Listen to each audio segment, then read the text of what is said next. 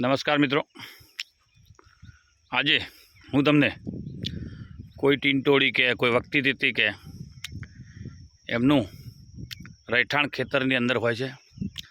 આપ નિહાળી રહ્યા છો કે વિસોળ ગામના રાજુભાઈ લાલાભાઈ એમના બોર ઉપર એમના ખેતરની અંદર વક્તિતિથિ એ ઈંડા મૂકેલા હતા અને એ ખેતરની અંદર વચ્ચોવચ્ચ જગ્યા છોડી અને ઉપર માળ, દેશી ભાષામાં આપણે ઘરનો માળ લઈએ એ ટાઈપનો માળ કરી અને હું તમને બતાવવાની કોશિશ કરીશ કે ખેડૂત મિત્રો પણ કેટલા દયાળુ, ખેતરની વચ્ચે વાવણી કરવાની હોવા છતાં એનું રહેઠાણને નુકસાન ન પહોંચે એ રીતે આપ જોઈ રહ્યા છો.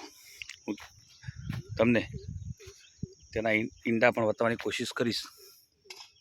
જોઈ રહ્યા છો આપ કે ટીંટોળીના ઈંડા છે. આ ખેડૂત જ કરી શકે. ખેડૂતની પાસે જ આવા મોટા દિલ હોય છે. જુઓ મિત્રો,